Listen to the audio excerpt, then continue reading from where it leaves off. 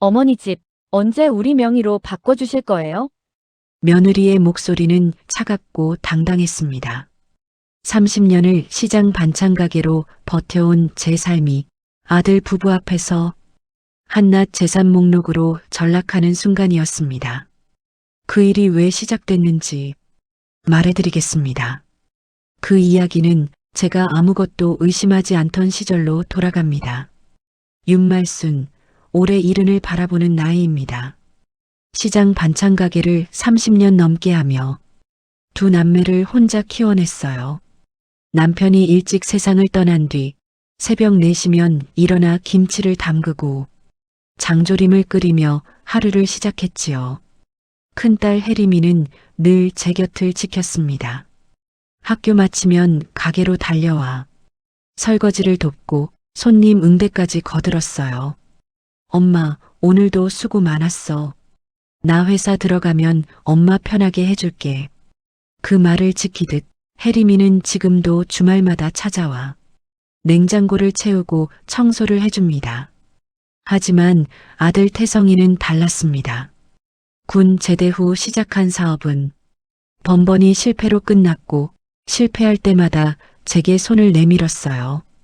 엄마, 조금만 도와줘. 이번이 진짜 마지막이야. 그 말을 믿고 또 믿으며 제가 모아둔 돈을 하나둘 꺼내줬지요. 처음엔 500만 원, 그 다음엔 1000만 원, 그렇게 몇 번을 반복하다 보니 통장 잔고는 바닥을 보이기 시작했습니다. 그래도 괜찮다고 생각했어요. 아들이 성공하면 그때 다 돌려받을 수 있을 거라 믿었으니까요. 문제는 며느리 민서희였습니다. 태성이가 서희를 데려온 날 첫인상부터 묘했어요. 제 가방을 훑어보고 손목시계를 유심히 보더니 집안 구석구석을 살피는 눈빛이었지요. 어머니, 이 집 평수 꽤 되네요? 시장 상인이셨으면 꽤 모으셨겠어요. 그 말들이 칭찬처럼 들렸지만 왠지 모를 불편함이 남았습니다. 결혼 후 서희는 더 노골적으로 변했어요. 명절에 와서도 제 방 서랍을 열어보고 부동산 서류가 어디 있냐고 물었지요. 어머니, 혹시 진명이 아직 어머니 거 맞죠? 나중에 상속세 때문에 우리 손해볼 수도 있으니까 미리미리 정리하세요. 30도 안 된 며느리가 제 재산 정리를 걱정한다는 게 기가 막혔지만 아들 앞에서 말하기는 어려웠습니다. 그러던 어느 날 저녁 태성이와 서희가 함께 집에 찾아왔어요. 평소보다 단정한 옷차림이었고 표정도 심각했지요. 엄마, 할 말이 있어서 왔어. 거실 소파에 나란히 앉은 두 사람은 준비해온 듯 차분하게 말했습니다. 어머니 집 언제 우리 명의로 바꿔주실 거예요? 지금 안 하면 나중에 세금 더 나와요. 그리고 대출이라도 좀 받아서 태성이 사업 좀 살려줘야죠. 서희의 목소리는 차갑고 당당했어요. 마치 제가 당연히 해야 할 일을 미루고 있다는 투였지요. 태성이도 거들었습니다. 엄마, 나 지금 진짜 힘들어. 이번만 도와주면 나중에 다 갚을게. 그 말을 들으며 가슴 한편이 무너지는 걸 느꼈어요. 제가 평생을 일하며 모은 이 집이 제가 기댈 마지막 안식처가 아들 부부에겐 그저 당연히 가져가야 할 재산 목록일 뿐이었던 겁니다. 생각 좀 해볼게. 그 말밖에 할 수 없었어요. 태성이는 불만스러운 표정을 지었고 서희는 한숨을 쉬며 일어났습니다. 빨리 결정해 주세요. 우리도 시간이 없어요. 문이 닫히고 나서야 저는 그 자리에 주저앉았습니다. 작은 방 구석에 앉아 혼잣말을 했어요. 내가 낳은 아들인데 어쩌다 이렇게 됐을까? 30년을 일하며 두 남매를 키워낸 제 삶이 지금 이 순간 아들 부부 앞에서 한낱 재산 목록으로 전락해버렸습니다. 그날 밤 창밖을 보며 생각했어요. 혜림이는 한 번도 제게 재산 이야기를 꺼낸 적이 없었는데 왜 아들은 이렇게 달라졌을까? 며느리 때문일까? 아니면 제가 너무 많이 줘서 당연하게 여기게 만든 걸까? 답은 나오지 않았습니다. 다만 한 가지는 확실했어요. 제 마음속 어딘가에 처음으로 금이 가기 시작했다는 것. 그 금이 얼마나 깊어질지 그때는 몰랐습니다. 그날 이후로 며칠이 지났습니다. 평소처럼 가게 일을 하던 어느 오후 제 휴대폰에 문자 하나가 떴어요. 은행 문자였습니다. 대출 4천만 원이 실행되었습니다. 자세한 내용은 지점으로 문의하시기 바랍니다. 순간 눈앞이 캄캄해졌어요. 대출? 제가 대출을 받은 적이 없는데 손이 떨려서 휴대폰을 제대로 잡을 수조차 없었습니다. 가게 문을 닫고 급하게 은행으로 달려갔어요. 창구 직원에게 사정을 설명하자 담당자는 난처한 표정을 지으며 말했습니다. 고객님, 사흘 전에 본인 명의로 대출 신청이 접수됐고 서류도 모두 제출되었습니다. 인감증명서까지 첨부되어 있어서 정상 처리했습니다. 제 인감증명서라고요? 저는 한 번도 그런 서류를 발급받은 적이 없는데요. CCTV 좀 확인할 수 있을까요? 제 요청에 담당자는 잠시 망설이다 관리자를 불렀고 잠시 후 작은 모니터 앞에 앉게 되었습니다. 화면 속에는 며느리 서희가 있었어요. 단정한 옷차림으로 서류 뭉치를 들고 창구에 서 있는 모습, 직원에게 뭔가를 설명하며 인감증명서를 내미는 모습까지 모두 선명하게 담겨 있었습니다. 이 사람 제 며느리입니다. 목소리가 떨렸어요. 담당자는 조심스럽게 물었습니다. 그럼 대출 신청을 위임하신 건가요? 아닙니다. 저는 아무것도 몰랐어요. 인감도 제가 준 적 없고 서류도 본 적 없습니다. 그 순간 담당자의 표정이 굳었어요. 그렇다면 이건 위조된 서류로 진행된 불법 대출일 가능성이 있습니다. 일단 경찰에 신고하시고 법적 절차를 밟으셔야 할 것 같습니다. 머리가 띵했습니다. 며느리가 제 이름으로 몰래 대출을 받았다는 게 믿기지 않았어요. 아니, 믿고 싶지 않았습니다. 은행을 나와 바로 태성이에게 전화했어요. 태성아, 내 와이프가 엄마 이름으로 대출 받은 거 알고 있었니? 전화 너머 아들의 목소리는 놀라울 정도로 담담했습니다. 아, 그거요? 알고 있었어요. 어차피 나중에 다 제목 아닌가요? 급한 일이 있어서 미리 좀 쓴 거예요.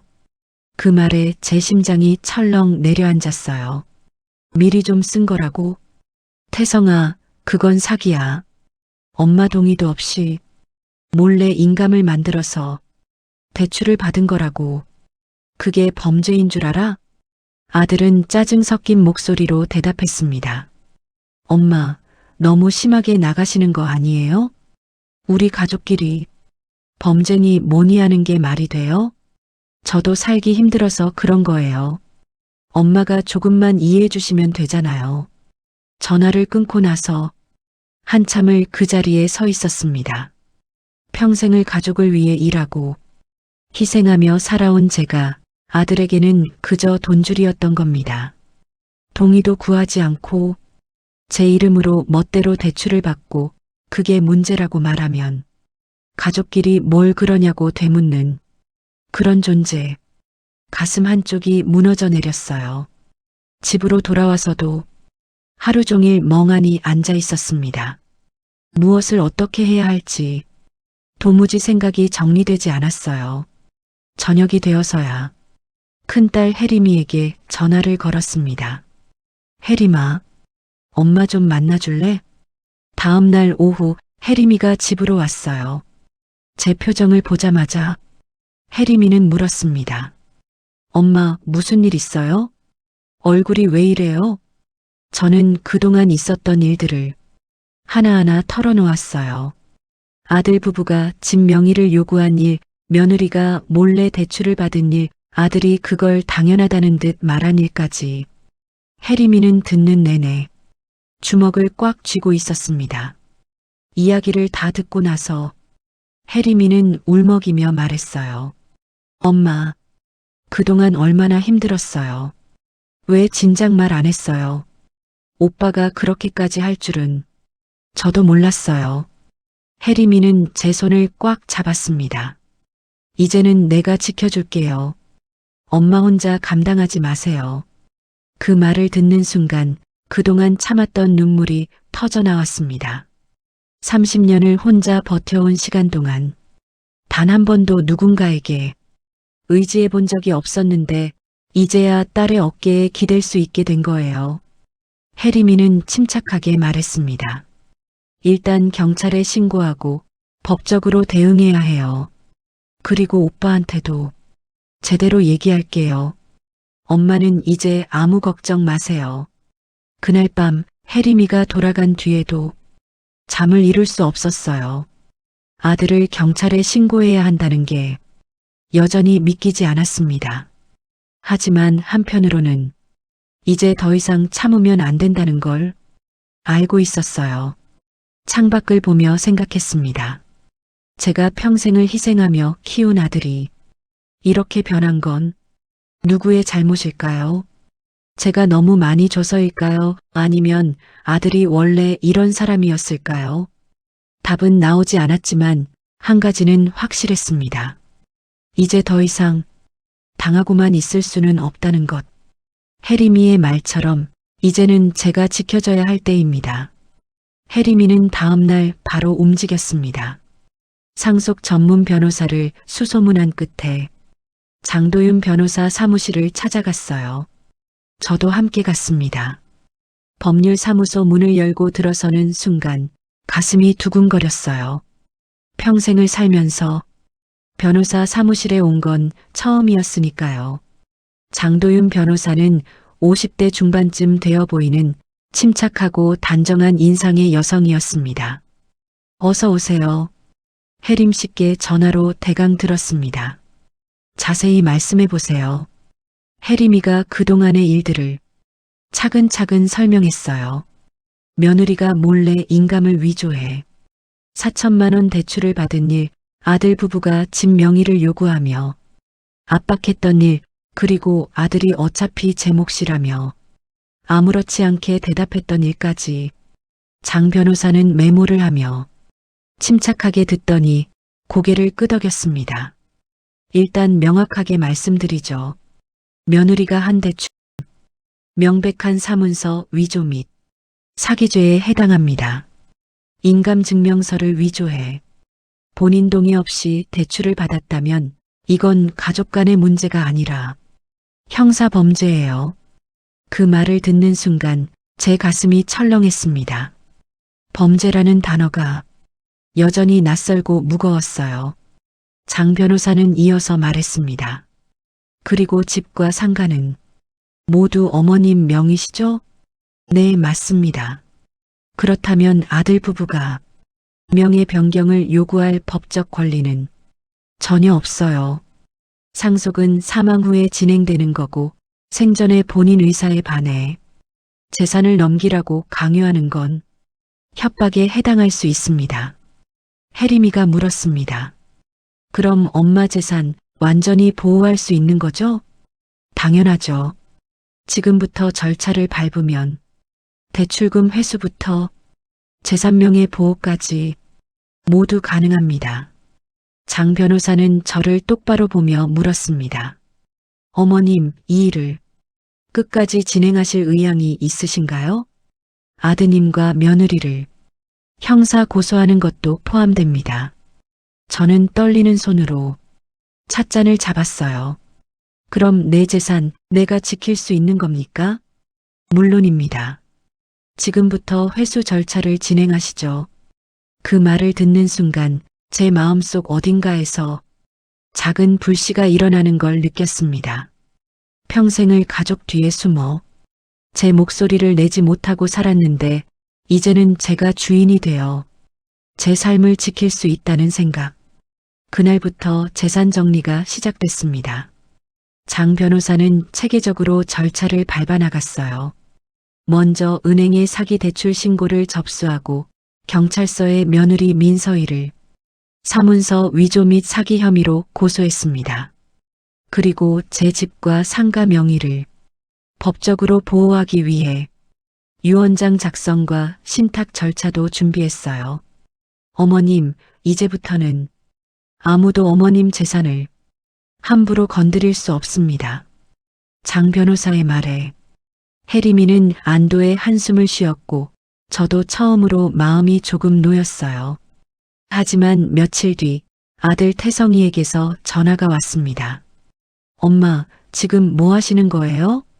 서희가 경찰서에서 조사받았다고 난리예요. 우리 가족끼리 경찰까지 부르는 게 말이 돼요? 목소리는 화가 잔뜩 나 있었어요. 저는 침착하게 대답했습니다. 태성아, 그건 내 와이프가 범죄를 저질렀기 때문이야. 엄마 동의도 없이 인감을 위조해서 대출받은 건 명백한 사기야. 가족이라고 해서 범죄가 용서되는 건 아니란다. 아들은 말문이 막혔는지 잠시 침묵하더니 곧 고함을 질렀습니다. 그럼 엄마는 아들이 감옥 가는 걸 보고 싶으세요? 저희가 이렇게 된 것도 다 엄마 때문이에요. 돈 좀 더 주면 되는 거 왜 이렇게까지 만들어요? 그 말에 제 심장이 무너져 내렸습니다. 하지만 이번엔 달랐어요. 예전처럼 주저앉지 않았습니다. 태성아, 엄마는 내가 감옥 가는 걸 원하는 게 아니야. 하지만 잘못한 건 바로 잡아야 해. 엄마가 너를 사랑하는 건 변함없지만 엄마 인생도 지켜야 한다는 걸 이제 알겠구나. 전화를 끊고 나서 한참을 그 자리에 앉아 있었어요. 가슴이 아팠지만 후회는 들지 않았습니다. 혜림이가 곁에 와서 말했습니다. 엄마 잘하셨어요. 이제부터는 엄마 인생을 사세요. 그날 밤 창밖을 보며 생각했어요. 평생을 가족을 위해 제 것을 포기하고 제 목소리를 내지 않으며 살았는데 이제야 처음으로 나도 내 인생을 지켜야 한다는 걸 깨달았습니다. 두렵지 않았다면 거짓말이에요. 아직도 아들이 걱정되고 며느리와의 갈등이 무섭기도 했습니다. 하지만 이번에는 두려움보다 용기가 더 컸어요.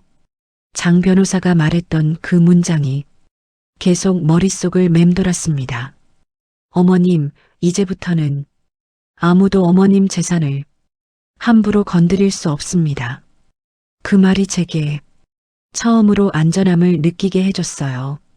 제 삶의 주인은 저라는 걸, 제 재산의 주인도 저라는 걸 이제야 되찾은 겁니다. 며칠 뒤 장 변호사 사무실에서 유언장 작성을 마쳤어요. 혜림이에게는 집과 상가를, 태성이에게는 최소한의 현금만 남기기로 했습니다. 이게 공평한 거예요. 평생을 엄마를 챙긴 딸과 엄마를 이용만 한 아들이 같은 대우를 받을 순 없으니까요. 장 변호사의 말에 저는 고개를 끄덕였습니다. 그동안 아들에게 너무 많은 걸 줬고 혜림이에게는 너무 미안하게 살았어요. 이제라도 바로잡는 게 맞는 일이라고 생각했습니다. 집으로 돌아오는 길 혜림이가 제 팔을 꼭 잡으며 말했어요. 엄마, 이제 걱정 끝이에요. 앞으로는 편하게 사세요. 그 말을 듣는 순간 제 눈가에 눈물이 맺혔습니다. 평생을 혼자 버티며 살았는데 이제야 누군가가 제 편이 되어준다는 게 얼마나 큰 위로인지 알았어요. 그날 밤 저는 오랜만에 편안하게 잠들었습니다. 여전히 아들 생각에 가슴 한편이 아팠지만 이제는 제가 먼저라는 걸 확실히 알게 된 밤이었습니다. 재산 정리가 본격적으로 진행되자 아들 부부는 더욱 공격적으로 변했습니다. 며칠 뒤 집으로 등기우편 하나가 도착했어요. 내용 증명이었습니다. 발송인은 며느리 민서희. 뜯어보는 순간 손이 부들부들 떨렸습니다. 윤말수는 딸 김혜림에게 상가와 현금을 주면서 아들 김태성에게는 아무것도 주지 않으려 하고 있다. 이는 명백한 차별이며 법적으로 문제가 될 수 있다. 아들에게도 딸과 동등한 수준인 최소 5억 원 이상의 현금을 즉시 지급할 것을 요구한다. 이행하지 않을 시 법적 조치를 취하겠다. 협박이었어요. 차갑고 계산적인 문장으로 가득한 협박장이었습니다. 혜림이에게 전화하자 혜림이는 분노에 찬 목소리로 말했습니다. 엄마, 이건 완전히 협박이에요. 바로 장 변호사님께 보여드려야 해요. 장도윤 변호사는 내용 증명을 보더니 차분하게 말했습니다. 이건 오히려 저희한테 유리한 증거예요. 협박 의도가 명확하게 드러나 있으니까요. 재판 때 제출하겠습니다. 며칠 뒤 법원에서 첫 재판이 열렸습니다. 제 평생에 법정에 서게 될 줄은 몰랐어요. 가슴이 두근거리고 다리가 후들거렸지만 혜림이와 장 변호사가 곁에 있어 버틸 수 있었습니다. 법정 안으로 들어서자 반대편의 아들 태성과 며느리 서희가 앉아 있었어요. 서희는 여전히 당당한 표정이었고 태성이는 제 눈을 피했습니다. 재판이 시작되었어요. 서희 측 변호사가 먼저 주장했습니다. 윤말순 씨는 딸에게만 편파적으로 재산을 주려 하고 아들에게는 아무것도 주지 않으려 합니다. 이는 부모로서의 도리에 어긋나며 자녀 간 차별에 해당합니다. 따라서 아들에게도 동등한 수준의 재산을 지급해야 한다고 주장합니다. 장도윤 변호사가 일어섰습니다. 재산은 생전에 본인 의사대로 처분할 권리가 있습니다. 더군다나 이 사건은 단순한 재산 분배 문제가 아닙니다. 그리고 하나하나 증거를 제출했어요. 위조된 인감증명서, 불법으로 받은 4천만 원 대출 내역, 며느리가 보낸 협박 문자, 그리고 아들이 남긴 통화 녹음까지. 며느리 민서희는 본인 동의 없이 인감을 위조해 4천만 원 대출을 받았습니다. 이는 명백한 사문서 위조 및 사기죄입니다. 그리고 아들 김태성은 이를 알고도 방조했으며 어머니께 어차피 내 몫이라는 말로 범죄 행위를 정당화했습니다. 법정안이 술렁였어요. 서희의 얼굴이 하얗게 변했고 태성이는 고개를 떨구었습니다. 장 변호사는 이어서 말했습니다. 더 나아가 내용 증명을 통해 5억 원을 요구하며 협박했고 이는 공갈 미수에 해당합니다. 윤말순 씨는 평생을 혼자 일하며 두 자녀를 키워냈지만 아들 부부는 이를 갈취 대상으로만 여겼습니다. 이 모든 증거는 아들 부부가 재산을 받을 자격이 없음을 증명합니다. 판사는 서류를 꼼꼼히 살피더니 서희와 태성을 향해 물었습니다. 피고인 측, 이 증거에 대해 반박할 내용이 있습니까? 서희는 입을 열었다 닫았고 태성이는 아무 말도 하지 못했습니다. 결국 서희 측 변호사가 떨리는 목소리로 말했어요. 인정합니다. 그 순간 법정안이 조용해졌습니다. 판사는 침착하게 판결문을 읽어내려갔어요. 이 모든 재산은 윤말순 씨 본인의 노동으로 이루어진 것이며 생전에 본인 의사대로 처분할 권리가 있습니다. 아들 김태성과 며느리 민서희는 불법 대출 및 협박을 통해 재산을 갈취하려 했으며 이는 형사상 책임을 물어야 할 사안입니다. 따라서 원고 윤말순 씨의 손을 들어주며 피고 측의 모든 요구를 기각합니다. 판사의 목소리가 울려 퍼졌어요. 제 눈에서 눈물이 흘러내렸습니다. 평생을 제 것이라고 주장해 본 적 없던 제가 이제야 법 앞에서 제 삶의 주인으로 인정받은 겁니다. 법정을 나서는 순간 태성이가 뒤쫓아왔어요. 엄마, 목소리가 떨리고 있었습니다. 엄마 정말 나를 버릴 거야? 저는 그 자리에 멈춰 섰습니다. 아들의 눈을 똑바로 보며 조용히 대답했어요. 버린 적 없다. 내가 스스로 떠난 거다. 엄마는 내가 잘 되길 바랐지만 내가 엄마를 이용하려 한 순간 너는 이미 스스로 떠난 거야. 태성이는 말문이 막혔는지 아무 말도 하지 못했습니다. 서희는 멀리서 차갑게 서 있을 뿐이었어요. 혜림이가 제 팔을 잡으며 말했습니다. 엄마, 이제 가요. 법원을 나서며 뒤돌아보지 않았습니다. 평생을 뒤만 돌아보며 미안해하며 살았지만 이제는 앞만 보고 걸어갈 때입니다. 그날 저녁 집으로 돌아와 창밖을 바라봤어요. 재판은 끝났지만 아직 마음 한편이 무거웠습니다. 아들에 대한 걱정과 미안함이 여전히 남아 있었으니까요. 하지만 한 가지는 확실했어요. 제가 잘못한 게 아니라는 것. 제가 제 삶을 지키는 게 당연한 권리라는 것. 며칠 뒤 장 변호사로부터 연락이 왔습니다. 며느리 민서희는 사문서 위조와 사기 혐의로 벌금형이 확정됐고 대출금 4천만 원은 전액 회수 절차가 진행 중입니다. 그리고 아드님 김태성은 방조 혐의로 조사받고 있지만 직접적 범행은 아니라 집행유예 선고가 예상됩니다. 법의 심판이었습니다. 탐욕으로 가족을 배신한 대가를 법 앞에서 치르는 거였어요. 혜림이는 제 손을 꼭 잡으며 말했습니다. 엄마, 이제 정말 끝났어요. 오빠도 형도 받았고 엄마 재산도 지켜졌어요. 이제 엄마 인생 사세요. 그날 밤 저는 오랜만에 편안하게 잠들었습니다.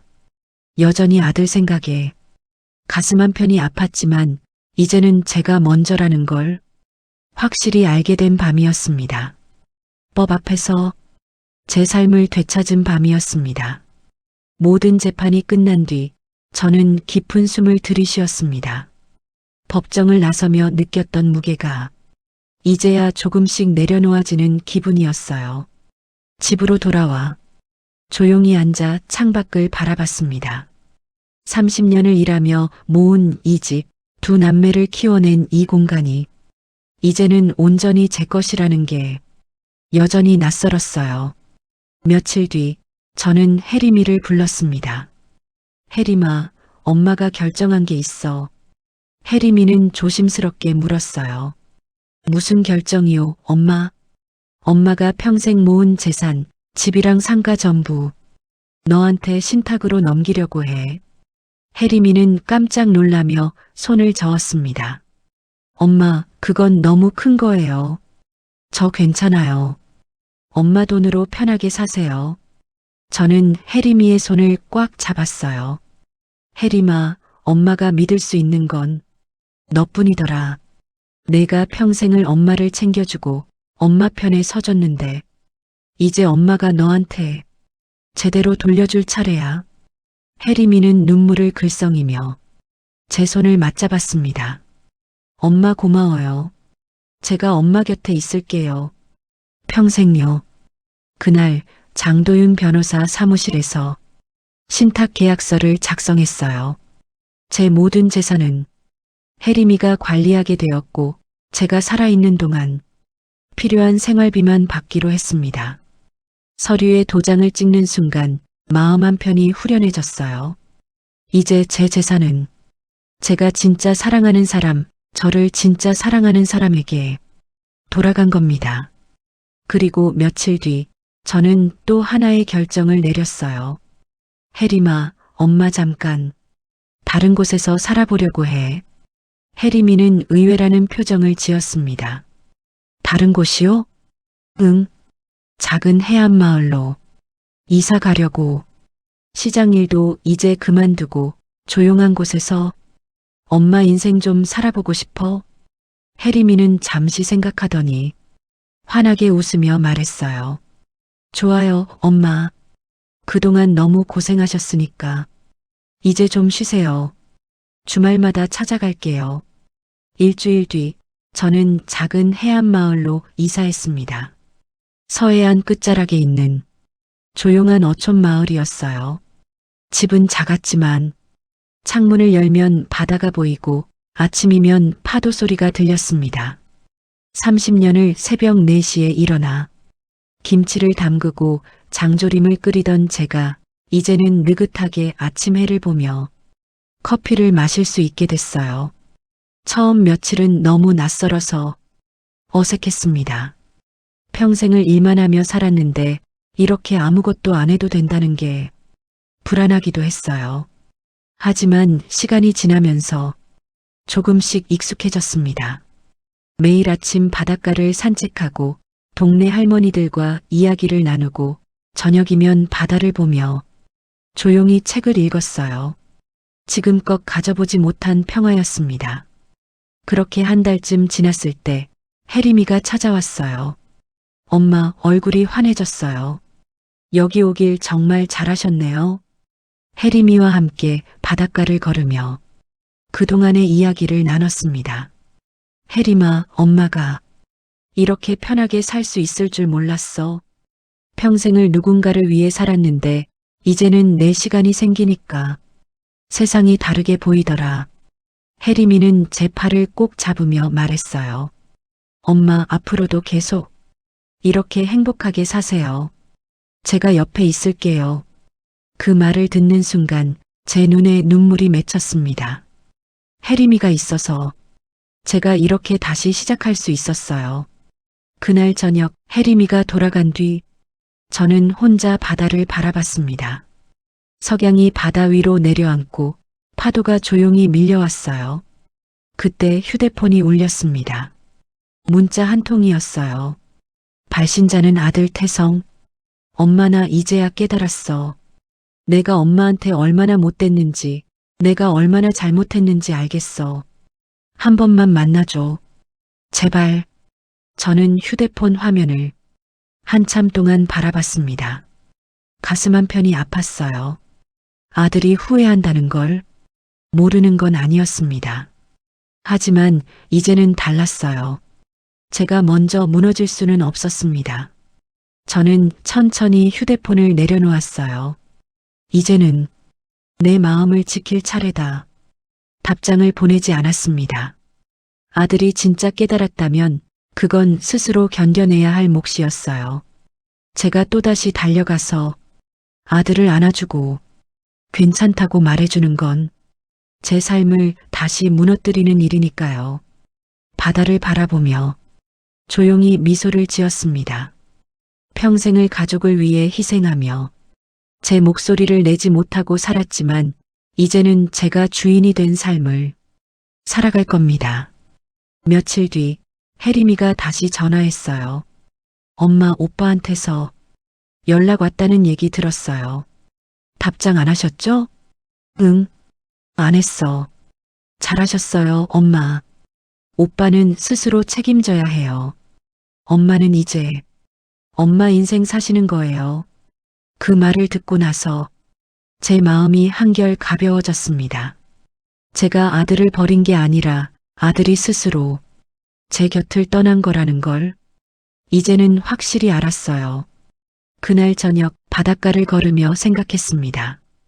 가족이란 게 단지 피를 나눴다는 이유만으로 무조건 함께해야 하는 건 아니라는 걸 서로를 존중하고 사랑할 수 있을 때 비로소 진짜 가족이라는 걸 저는 이제 제가 선택한 가족 혜림이와 함께 새로운 삶을 시작할 겁니다.